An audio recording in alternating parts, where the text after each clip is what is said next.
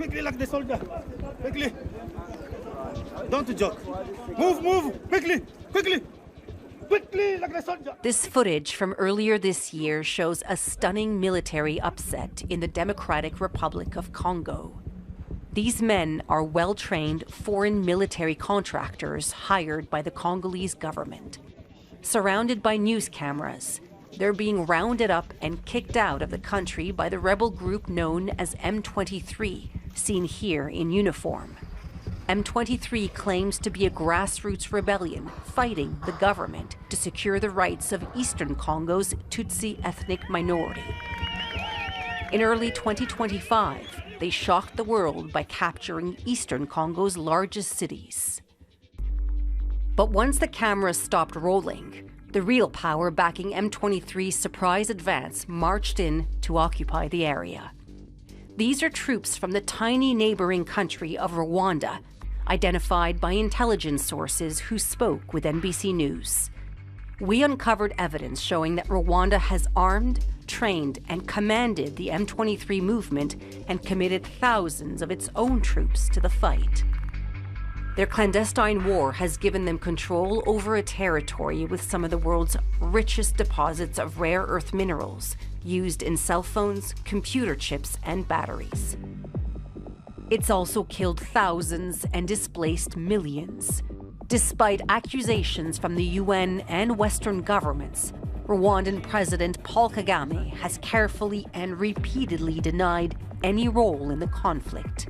This problem was not created by Rwanda and is not Rwanda's problem. It is Congo's problem. M23 are not Rwandans. Does Rwanda currently have any troops at all in Eastern DRC?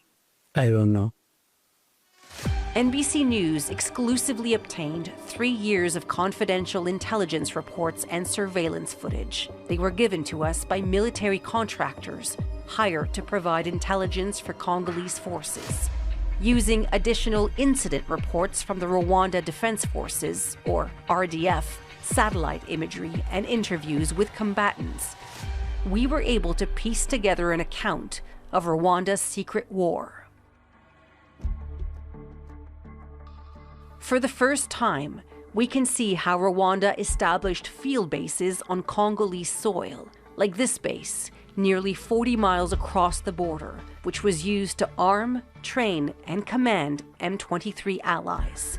The leaked footage also shows how the RDF flooded eastern Congo with heavy weaponry, including guided mortars, heavy machine guns, missile launchers, and even armored air defense systems.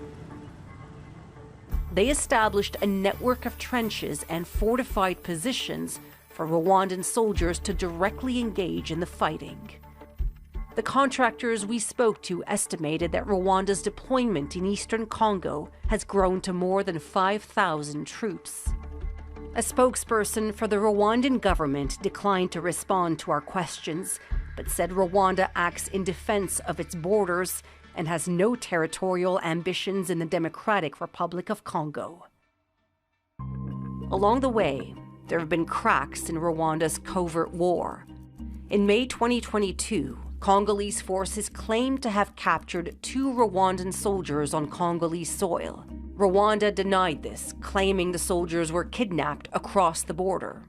But NBC obtained the Rwanda Defense Force's internal report on the incident, confirming these soldiers were captured while taking part in an M23 attack on a Congolese military barracks. The report recommends punishment for their commander, who allowed his soldiers to participate in the attack while wearing Rwandan military patches. To preserve secrecy, Rwanda began to equip M23 and their own troops with the same unidentifiable uniforms and gear, making it nearly impossible to tell them apart. To prevent the capture and identification of Rwandan weapon systems, they shuttled them back and forth across the border to Rwanda every night. The RDF removed the bodies of dead Rwandan soldiers from the battlefield, and when they couldn't, they stripped them of ID and insignia. Despite these measures, the mounting death toll is becoming increasingly difficult to hide. Using satellite imagery, we counted one by one the grave sites in this Rwandan military cemetery. Since 2021, the cemetery has grown by more than 900 graves. The largest increase occurred between late 2023 and early 2024. During this period, the Congolese military conducted a wave of drone attacks within their own borders. There were so many Rwandan casualties, they nearly lost the war. This strike from January 2024 took out an RDF base and ammunitions depot near the Congolese village of Kiwanja. The attack killed Rwandan officers who were training M23 recruits. A spokesperson for the government declined to answer our questions about Rwandan casualties, but said our reporting on their military cemetery has, quote, no basis in reality. NBC News spoke with a former member of the Rwandan military who lost friends, mentors, and family members in the conflict. Their funerals, he told us, were strictly monitored and controlled. Fearing retaliation from the government, he spoke to NBC on the condition of anonymity. He provided us with documents and corroborating sources to verify his account. To ensure his anonymity, we're reading from a transcript of his interview. I have a family member. He's my cousin. He called me. He said the enemy is very dangerous here. He said we're very afraid. And he was shaking. You know, the voice was shaking. He died on December 31st, 2024. They bring you to the cemetery, they show you the coffin, then they bury, then you go home. After that, they follow up with the families, their conversations, if they're sharing what happened to them. They're supposed to stay silent.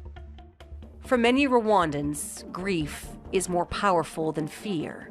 NBC News found and verified 91 examples of Rwandan families who defied authorities by posting funeral notices of relatives who died in eastern Congo. When someone is dead, sometimes you have nothing left to fear. They have nothing to lose. Nearly 4 years of conflict have taken their greatest toll on Congolese civilians. Millions have been forced to flee their homes to escape the fighting, often over and over again. And Rwandan attempts to hide their presence is only making matters worse. A leaked report from January 2024 shows how the RDF and M23 established this small fortified position, then kicked out the entire nearby village to maintain secrecy. Over the course of the war, many of the displaced found shelter in refugee camps around Goma, the region's largest city. But Goma is now occupied by M23 and Rwandan forces, and many are being displaced yet again. Satellite images show thousands of tents and temporary structures in one of these camps being completely dismantled. Western governments have known about Rwanda's involvement and have said so publicly. But still, Rwanda continues to receive international aid, and that includes military funding for its UN peacekeeping missions. Now Rwanda is at the table for US-brokered peace talks, despite never having officially admitted to taking part in the conflict. It will also allow millions of displaced people to return to their homes, to safer communities, with new economic opportunities. The U.S. is promising speedy investment into eastern Congo's supplies of rare earth minerals. It's an attractive offer for President Kagame. Under the proposed deal, Rwanda would profit from this mineral investment and exit the conflict without accountability for its secret war.